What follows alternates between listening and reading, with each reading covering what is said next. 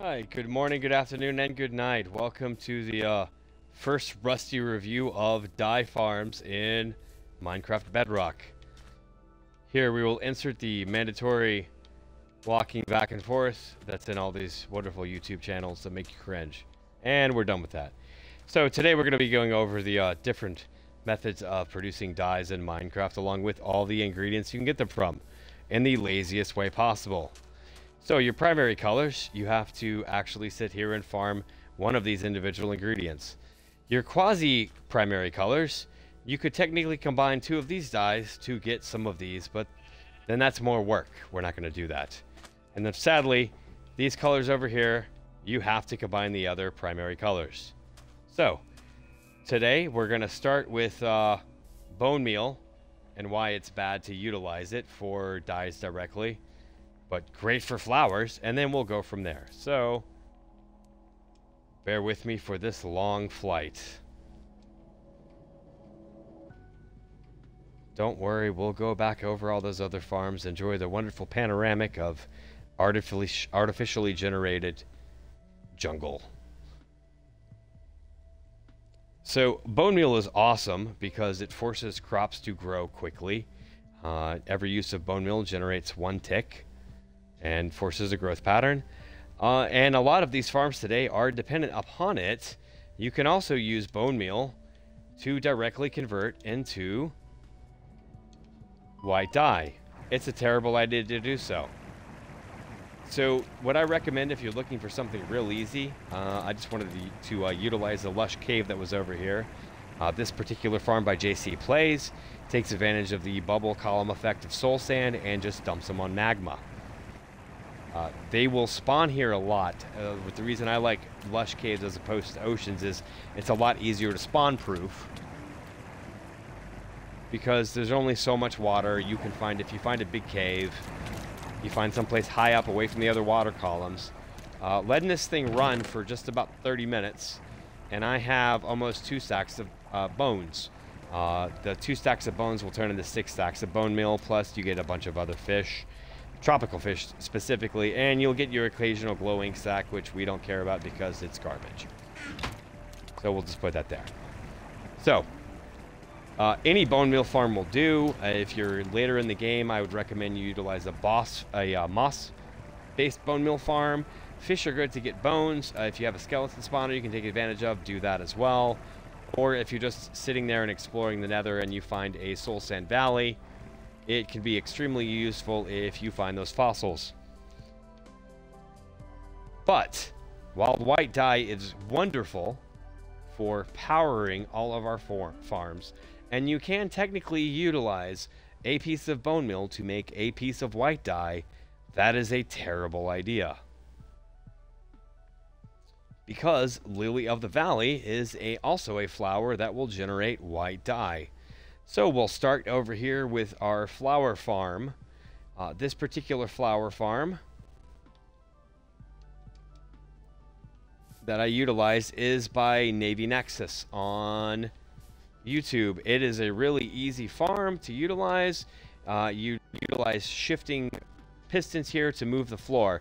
The reason why any flower farms based upon a water flow are bad is because the water flow will actually destroy the grass, at which point flowers cannot spawn on them.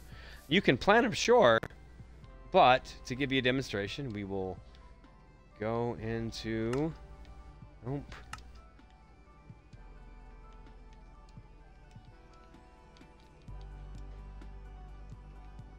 Let's just grab a bunch of bone meal. So it utilizes a observer clock. The advantage of this is it allows easy access for whatever you want to place it in here. So right now we have a one high tower flower. In this case, it's an orange tulip. So on average, when you utilize this farm, for every 1 bone meal you expend, you will get 9 flowers back.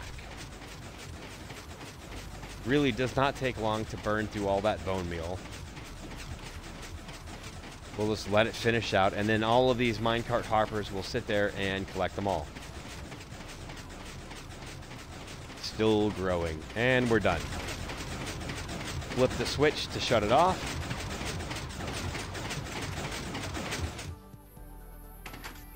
We'll also let each of the minecarts finish unloading fully. And I've actually found this unloader system to be really well designed. I've started utilizing this for a lot of my builds. So, this is from this run. Well, actually the last two. So, 2 stacks there. 3 stacks there. Another 3 there. And another... You know what, though? To be fair, I had run this before. So, let's do it again. And we will swap out the flour.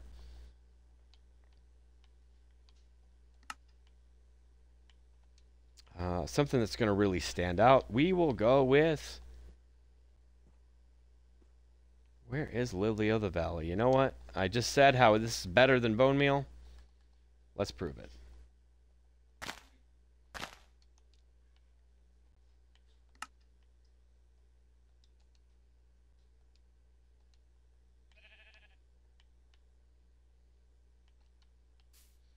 And if you think the video editing on this is poor, you are correct. This is my first farm, and yeah, it's going to be cringeworthy. So, the one bone meal here is going to produce all these Lily of the Valleys. Each one of these Lily of the Valleys can then be turned into a dye. If you turn bone meal directly into a dye, you are wrong. You should stop it. So, with the 1 stack of bone meal, we'll let it run through. Alright, so it's burned through all of its bone meal in the dispenser. Still coming in. That's 1 stack. 2, 3 stacks. Well, we're at 4, 5. Still counting there. 6, 7. And a half. So 7.5 stacks of white dye we now have based off the 1 bone meal. Do not turn bone meal into lilies. So, or do not turn bone meals directly into white dye. So, going over this chart, you can easily swap out any one of these flowers and that farm, and it will produce anywhere between 7 and 9 different stacks of dye, or flowers that you can then turn into dye. In the case of blue orchids, you can find all these in a flower forest, except for the blue orchid, you also have to go to a swamp. In the case of a swamp, if you don't have one available, you can combine a white dye and a blue dye to produce the light blue. And again, you can find both of these in a flower forest. So if you're really lazy and don't want to go to a swamp, you don't have to, but I'd recommend you go to a swamp. So from there, let's roll right into the other ones. So what else, how else can I get dyes without using flowers? And before you think, wait, but there are 2 high flowers, we'll get to that and why it's a terrible idea. So we'll start with red here. You have red tulips, poppies, rose bushes, and beetroots. Well, let's go check those out. So for the red tulip, you can utilize this farm. You could put a poppy in here, but I'd say don't do it because the poppy and the dandelion both have a small tendency to produce the other one whenever you're generating, so you'll have less returns. Now, if you are wanting to generate any of the 2 high flower, it's quick. It works great. And 1 bone meal will get you exactly 2 dye. So, or you can use the alternate flower type over here and get 9. So if you have no other kind, go ahead. We're not commenting on the usefulness of sunflowers to always point east. We're just saying for a dye, it's not the best route. But what other ways can we get red dye? Well, turns out there's 2. One is beetroot. So the microcrop farm we're utilizing here is by Prowler 8413. This is actually utilizing honeybees to sit here and get free bone meal for your beetroots to force them to grow.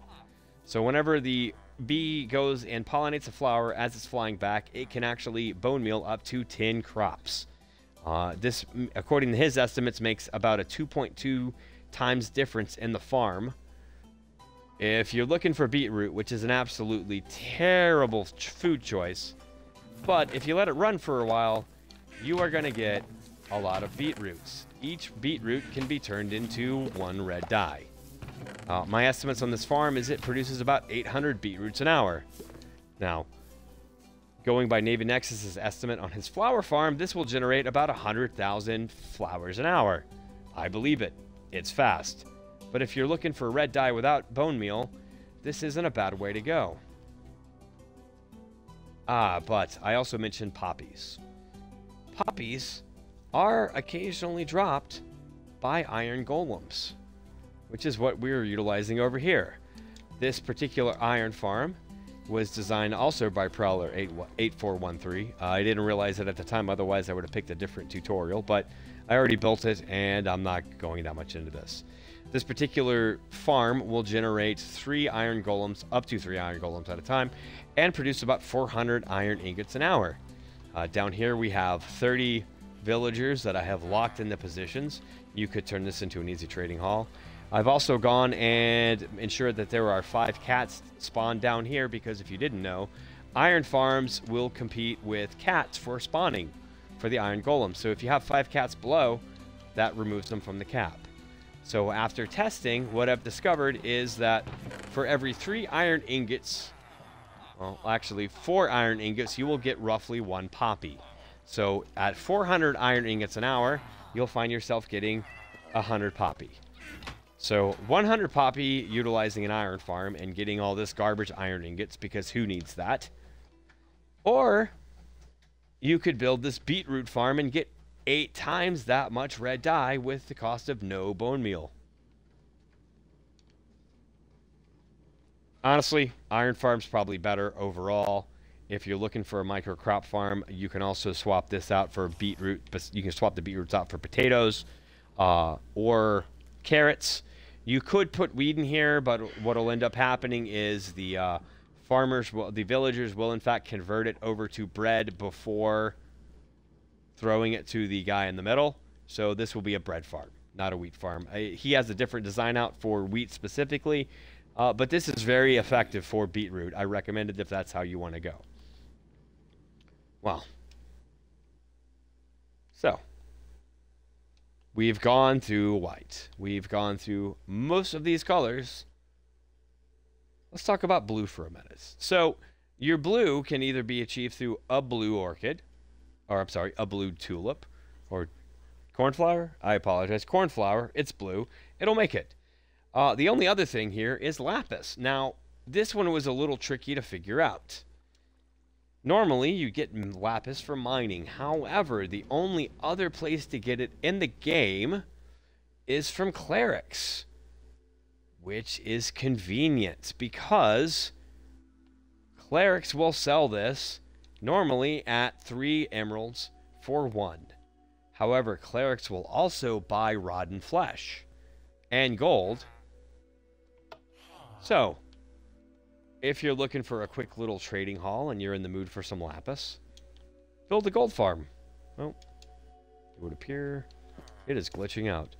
Build a ticking gold farm right above.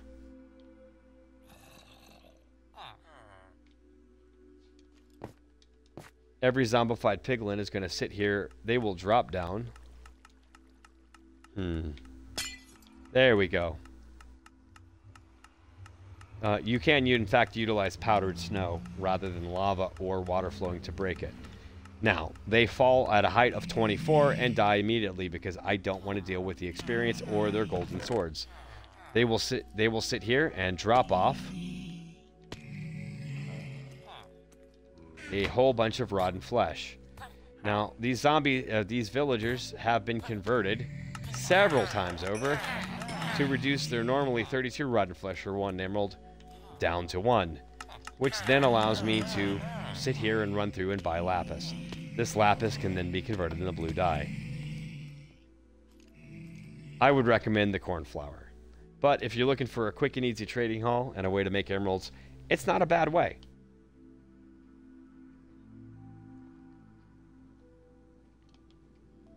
So, we've covered the red, we've covered the blue. We'll touch base here on the cactus farm and the lime farm in a little bit, because I have my own complaints about cactus. Let's talk about cocoa beans for a second. Now, cocoa beans are an interesting little tidbit in all this. So, your standard farms for cocoa beans basically run in one of 2 ways, which is either you plant it and you let it grow naturally, or you bone meal it and then you get more cocoa. when you bone meal a cocoa bean, and it drops, it's going to drop anywhere between 2 and 3 cocoa beans for your one. Now it takes 2 bone meal to generate 1 cocoa bean. So you're looking at about it's 2 point, let's just call it 2.5 return on your investment here. Silent Whisper had a nice little one here. He goes over a good detail on the way they grow. However, the farm as designed doesn't really work anymore because they changed the spawning rules, or the bone milling rules a little bit. However, at the end, he did design one for a lag-friendly version if you were on certain realms. Ignore the spider. Showing its patootie. And I broke my farm. In any event, this is really good for automation. You can sit here, you can just hold down the button, hold down your left trigger or whatever your activate button is planted, it's going to automatically go. These feeders here just keep the bone meal flowing in. Let's say you don't want to spend bone meal on cocoa beans because all they're really good for is green dyes. This particular model I adapted from Minecraft. He utilized waterlogged pistons that when retracted will then immediately drop the water down on the wood after it's grown, and you can only grow cocoa beans on jungle wood, to then run into a collection chest. This is a really good design. If this is around your base, you plant it, you just let it do its thing, you come check on it once in a while, you run it, you're not going to be lacking in cocoa beans. You can't really combine brown dye with another dye. It's just its own thing. It's kind of a boring color. But if you want brown dye, the only way you're going to get this in the game, unless you wait for a wandering trader, good luck with that, is cocoa beans. However, I have to point this work of genius out. So this farm is originally for Java. It's by a YouTuber called Jubar. I have a Jubar. I have no idea how to pronounce that name. And basically, in his video, he designed an automated on-off system utilizing the sun to shift the pistons at sunrise so that they would, whatever's there would just hatch, they'd be popped off, they'd flow into a collection system down here, and then he had a big elaborate redstone brain to then run all these cocoa beans and shoot them up 64 at a time up top for him to do. So I'm going to show you how this farm works real quick. I wanted to include it because it's just such an interesting take. I think it's my favorite cocoa bean farm. I would not build this in survival, but you could literally just sit here and AFK all night long with your trigger activated. I took some shortcuts converting his redstone over to Bedrock because there are some differences. But you just go back and forth. You ride back up, and you just keep planting the cocoa beans. Every once in a while, in his original design, he would get shot another 64 cocoa beans to keep this going, at the same time that his minecart would activate to send him around. I couldn't figure out how to fully convert over the redstone, so I just wanted to give a good approximation. At sunrise, all of these jungle logs will shift. They will drop it down into this collection system, and then with this activated, this will actually sit here and fire off more cocoa beans that you will collect as you ride around the farm. This will let you fill up your entire inventory of cocoa beans over a good night. On average, this entire farm will generate 3 stacks once every hour. I love it. I would never build this in survival. This amount of redstone and pistons just for cocoa beans. Honestly, I'd go, if you're looking for full automation, I'd go with Silent Whisper's lag-friendly version, despite me knocking off the jungle log. It will sit there, and as it moves back and forth, it will produce about 5,000 cocoa beans an hour. Cactus. Let's talk about cactus. So cactus is irritating, and we're going to roll right into sea pickles after this for the same reason. So cactus, unlike every other dye that you can sit there in a crafting table, which is great, cactus you have to smelt it. You got to run this through a furnace, and you can't bone meal cactus. You could turn it into bone meal.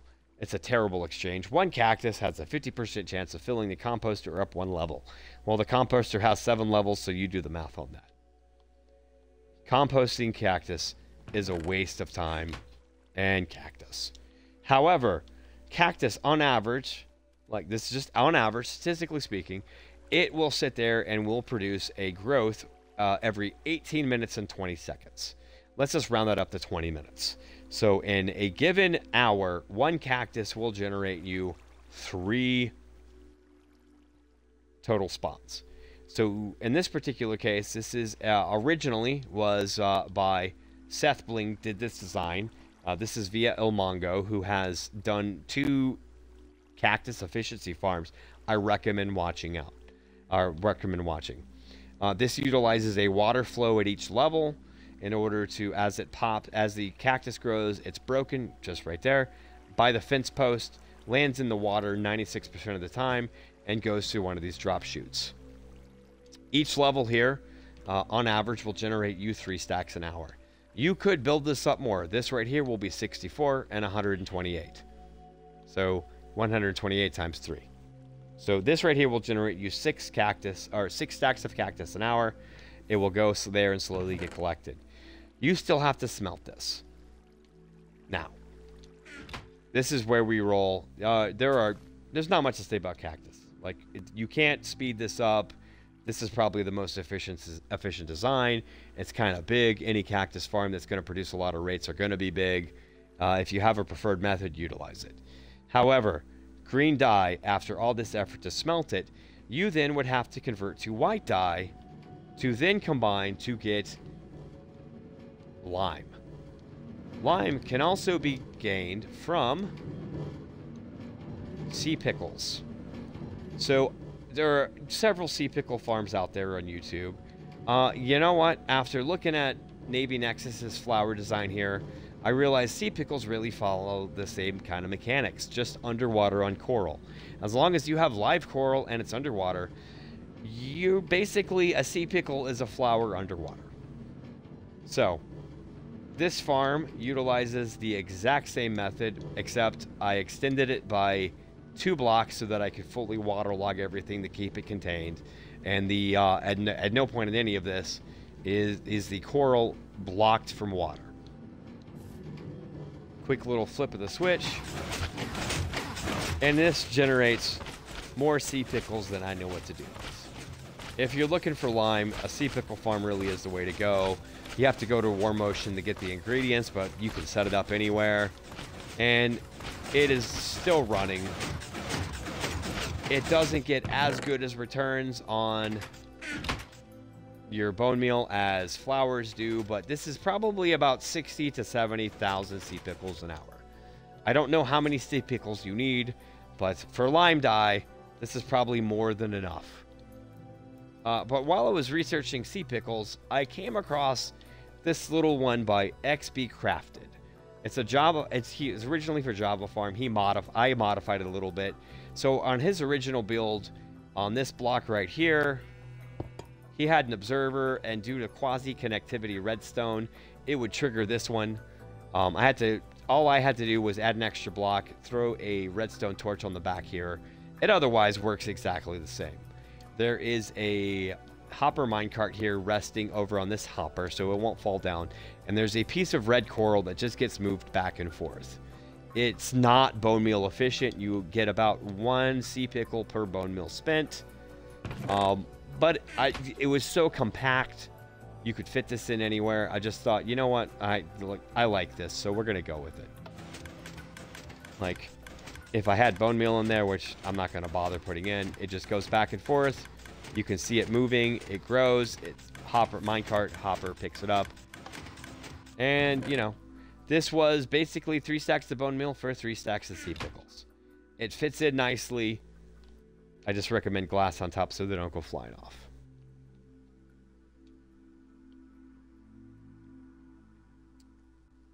Well, what is left? We've gone over, I think, everything almost besides black dye, right? Most of these farms are bone meal powered, except for cactus. The rest of these you can get away with utilizing villagers for beetroots or iron farm for poppies. Black ink represents its own unique challenges. So, unlike all these other farms, if you want black ink, something has to die. You either need black ink, which you have to kill a squid, or you need to get a wither rose. We're going to talk about both of those right now. So, easiest overworld way, well, the only overworld way to get ink is to kill a squid. There are a lot of farms out there. I kind of looked at them. The rates were, compared to the rest, I mean, how do you compete against 100,000 flowers an hour for, dyes? You don't. But Silent Whisperer utilized a farm using exclusively magma cubes in a 7-layer column. It instantly pulls them down.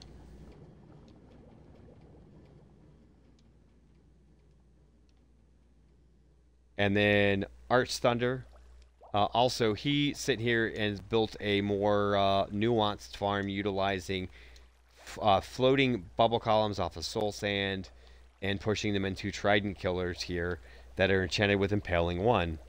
After running this farm for just 10 minutes, this farm produced 3 stacks of ink. This farm produced 7. Advertised rates on YouTube, 3,000 an hour if you're utilizing a full split density. His will sit here and generate 4,500. This is easier to build. It's just a big block of magma cubes with water layers. This, I actually had trouble getting the water layers in place. Took me a little bit, but once I finally got it, like this farm honestly is genius. You hold your looting 3 sword. I have campfires in place to destroy the experience because, I don't care about that. But if you do, you can easily set up water columns. He goes over both of his YouTube video. This farm is absolutely amazing for making black ink. However, since it utilizes trapdoor trident killers, do not leave the area without shutting it off, or the trapdoors will probably fall through and semi-break the farm. And that brings us to wither roses. So, the only way to get a wither rose is the wither has to kill a mob. There's a lot of videos there on YouTube. Arch Thunder actually designed one that is utilizing an Enderman farm in the end. It makes about 1,200 wither roses an hour, just killing Enderman. It is a very clever design. I don't want to showcase it because technically I feel like it's cheating. It utilizes bugs to break bedrock by logging out of the game, then logging back in, and positioning nether stars in certain places. Some of the other easier farm designs also utilize the end portals that generate after you kill the dragon, and they utilize chicken eggs. So I looked at that, and the math for it is just not in your favor. A shulker box full of eggs is going to probably give you around 16 chickens. The odds of any egg when it hits producing a chicken is going to be 12%. So you just sit there and crunch the numbers. Chicken's not worth the time. However, Stoic Epoch figured out a way under the new Wither rules to still utilize the main gateway for a kill chamber for the Wither. You have to sit here and waterlog this, put everything in precise places. Every time you summon the Wither, you have to replace 8 solid blocks here to make sure that the bubble column is fully intact. If you don't put these blocks back in place every time you run this farm, the Wither will escape. However, he combined that with snow golems, which I've just for demonstration purposes, I have built here in the end. Snowballs to get the snow, real easy to make. You push it around, you are going to get more snowballs than you need. You convert to snowballs.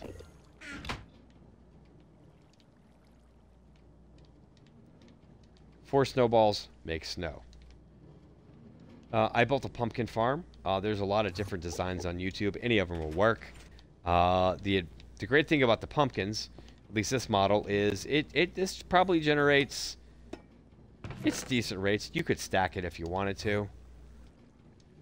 But for every pumpkin that you put into this farm, you are guaranteed one wither rose. Let me demonstrate. We'll load this up.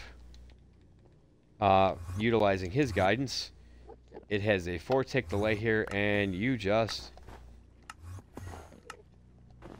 generate snow golems as many as you want. I've actually pushed this up to about 200. The game seriously starts lagging out after that. The great thing about this is every single pumpkin you're putting in is a wither rose. Well, let me show you how this works. So,